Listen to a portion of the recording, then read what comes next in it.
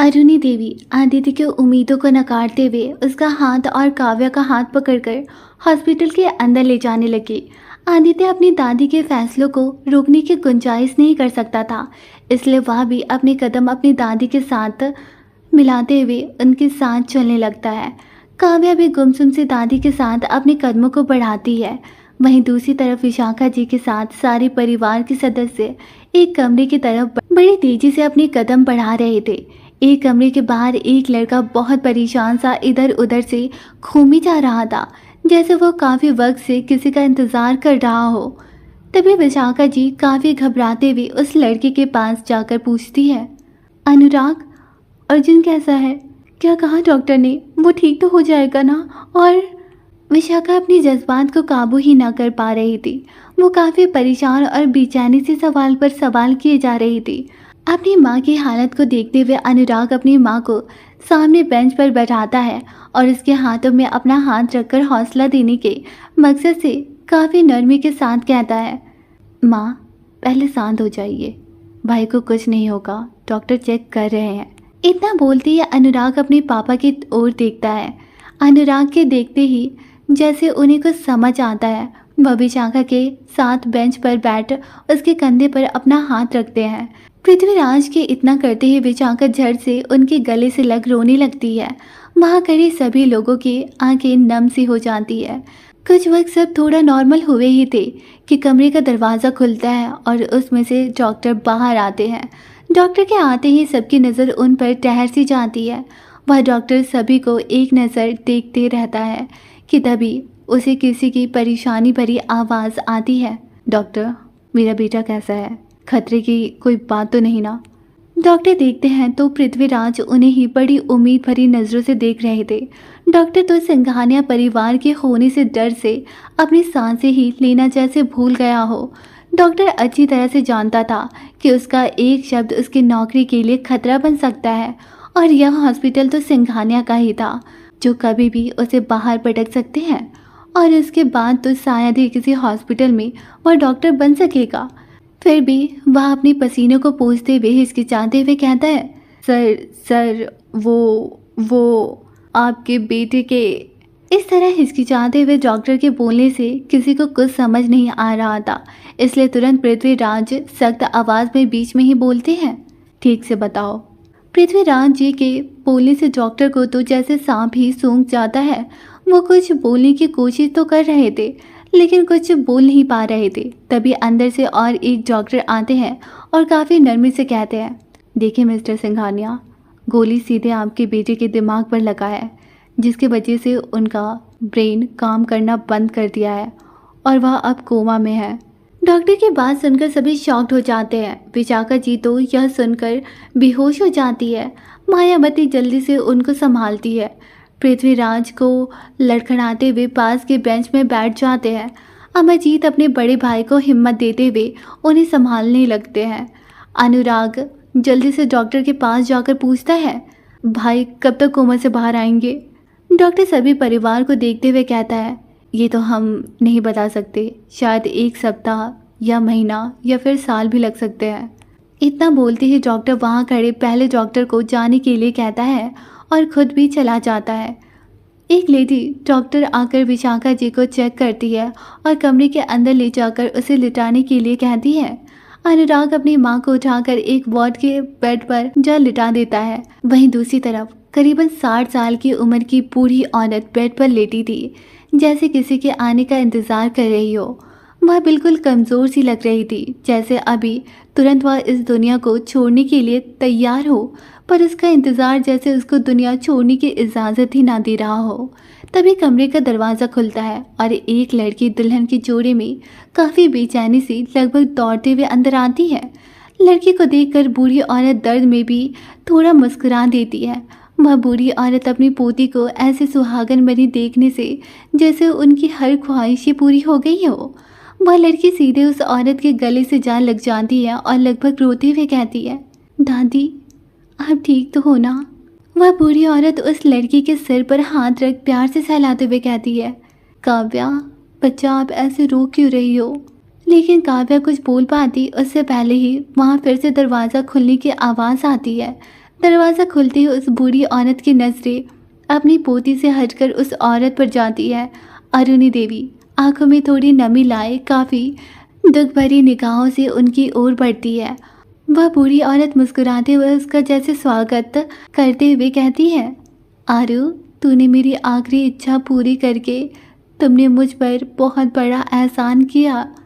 अरुणी देवी को जैसे उसकी बात बिल्कुल पसंद ना आई हो, वह तुरंत नाराजगी से उसे घूरते हुए कहती है, कावी, ये क्या बकवास भरी बातें कर रही हो। कावेरी त्रिवेदी, काव्या की दादी, अरुणी की नाराजगी को देखते हुए मुस्कुराते हुए कहती है, ठीक है, मैं फिर ऐसी बातें नहीं करूँगी। फिर जैसे उन्हें कुछ याद आ गया हो, वो थोड़ा सीरियस होकर कहती है, आरू, मेरी पोती का ख्याल रखना। अगर इससे कोई गलती हो जाए तो इसे नादान समझकर माफ़ कर देना। काव्या जैसे ये सब सुन ना सकी, वह तुरंत अपनी दादी को नाराज़गी से कहती है, दादी, आप ये क्या बोल रही है? आपको कुछ नहीं होगा, मैं आपको कुछ नहीं होने दूंगी। आपको मेरे साथ ही रहना होगा। आपने जो कहा मैंने उसे मान लिया, तो आपका भी फर्ज बनता है कि आप मेरी बात को माने। काव्या के इस तरह अचानक कहने से दोनों उसे देखने लगते हैं। कावेरी अपने आप को काफ़ी लाचार सी समझने को हुई। उसे पता था कि वह अपनी पोती की बात चाहे मानना भी चाहे तो मान नहीं सकती थी। जिंदगी उसे यह मानने की इजाज़त अब नहीं देती, इसलिए वह इन बातों को बदलने की कोशिश करते हुए कहती है, दामाद जी कहाँ पर है? उनके यह कहते ही काव्या की नज़र फिर से झुक जाती है और अरुणी देवी अपने पोते को बुलाने बाहर चली जाती है। कुछ ही वक्त में अरुणी देवी के साथ आदित्य बिना भाव के अंदर आता है। अंदर आते ही सबसे पहले वह कावेरी जी के पैर छूता है। कावेरी जी आदित्य को काफ़ी प्यार से बुलाती है और अपना हाथ उसके सिर पर रखकर उसे आशीर्वाद देती है। फिर वह एक नज़र काव्या को देखकर काव्या का एक हाथ लेकर आदित्य के हाथ में रखते हुए कहती है, आज से यह आपकी जिम्मेदारी है। मैं आपको काफ़ी विश्वास से अपनी पोती को सौंप रही हूँ। मुझे निराश मत करिएगा। आदित्य कावेरी जी को बस देखते रहता है। उसके मुंह से तो कोई आवाज़ नहीं निकलता। आखिर वह क्या बोले, उसे समझ नहीं आ रहा था। आखिर वह कैसे यह वचन दे सकता है कि वह उसकी पोती के साथ रहेगा? आखिर वह कैसे यह वचन दे कि वह उसकी पोती को अपनी पत्नी होने का हक दे देगा? यह तो उसे भी नहीं पता कि वह इस रिश्ते में रहेगा या फिर नहीं। आदित्य के ऐसे चुप रहने से कावेरी जी को जैसे अपने अंदर डर सा लगने लगता है। उसे यह पता तो था कि यह शादी किन हालातों में हुई है, लेकिन फिर भी उन्हें थोड़ा उम्मीद होने लगा था कि यह शादी भी वक्त के साथ बदल जाएगी। लेकिन उन्हें यह उम्मीद टूटता हुआ नजर आने लगता है। कावेरी जी के भाव को समझते हुए अरुणी जी कहती है, काव्या को हम बहू नहीं बेटी बनाकर अपने घर लेकर जा रहे हैं। अरुणी जी के बोलने के बाद कुछ वक्त बाद वो पूरा कमरा सन्नाटे से भर जाता है। अरुणी जी की बातों पर कावेरी जी को पूरी तरह से विश्वास था, लेकिन यह रिश्ता तो दोनों के बीच अनचाही शादी से बना है। क्या वो दोनों इसे कभी मान पाएंगे या निभा पाएंगे? यह बात कावेरी जी को बहुत खटकने लगती है कि आखिर उसने जो किया वह गलत तो नहीं। काव्या कावेरी जी का हाथ पकड़कर बेड के नीचे बैठी हुई है। अरुणी जी ठीक उसके बगल में टूल लिए बैठी है और आदित्य थोड़ा साइड में खड़ा अपने फ़ोन पर कुछ कर रहा था। पूरे कमरे में बिल्कुल शांति छाई हुई थी कि अचानक कावेरी जी की सांसें तेजी से चलने लगती है।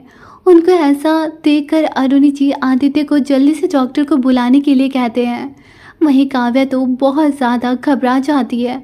वह अपनी दादी की हालत देखकर रोई जा रही थी। आदित्य जल्दी से डॉक्टर को बुलाकर लाता है। डॉक्टर कावेरी जी को चेक करने लगते हैं। डॉक्टर चेक कर ही रहे थे कि अचानक से सारी मशीनों से एक ही आवाज़ आने लगती है, टू टू टू। डॉक्टर काफ़ी निराश होकर सबकी तरफ देखते हैं और कहते हैं, I am sorry, she is no more. Doctor के इतना कहते ही काव्या चिल्लाती है, नहीं। फिर काव्या कावेरी जी के नज़दीक जाकर काफ़ी नाराज़गी से कहती है, नहीं दादी, आप मुझे ऐसे अकेले छोड़कर नहीं जा सकती। मैंने आपकी बात मानी और आपने मेरी बात ना मानने की गुस्ताखी की। आप बहुत बुरी है दादी, अभी मुझे मम्मी पापा की तरह छोड़कर चली गई। हाँ, बहुत बुरी है। काव्या वहीं रोते बिलखते हुए शिकायतों पर शिकायतें किए जा रही थी।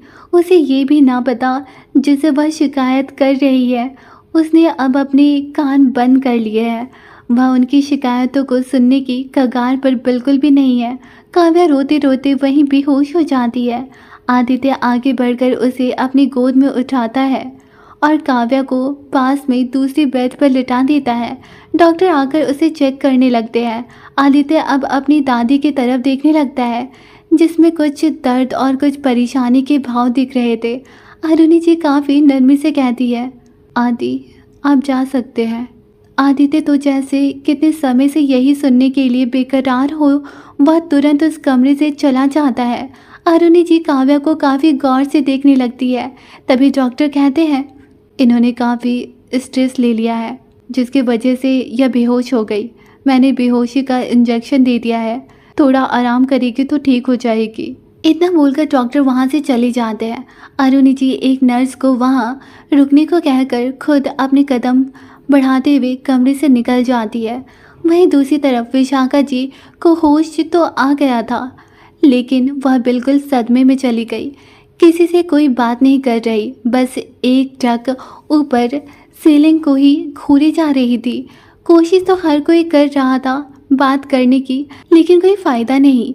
वह बिल्कुल बेसुध से बेड पर लेटी हुई थी। आदित्य भी अब तक वहां आ चुका था। वह भी अर्जुन की हालत देखकर काफ़ी टूट सा गया, लेकिन किसी को भी उसके चेहरे से पता नहीं चल रहा था। वह बिल्कुल शांत सा खड़ा हुआ था। आदित्य की यही बात उसे परिवार वालों से अलग करती है। उसे जितना भी दुख हो, दर्द हो, लेकिन कभी चेहरे पर दिखने नहीं देता।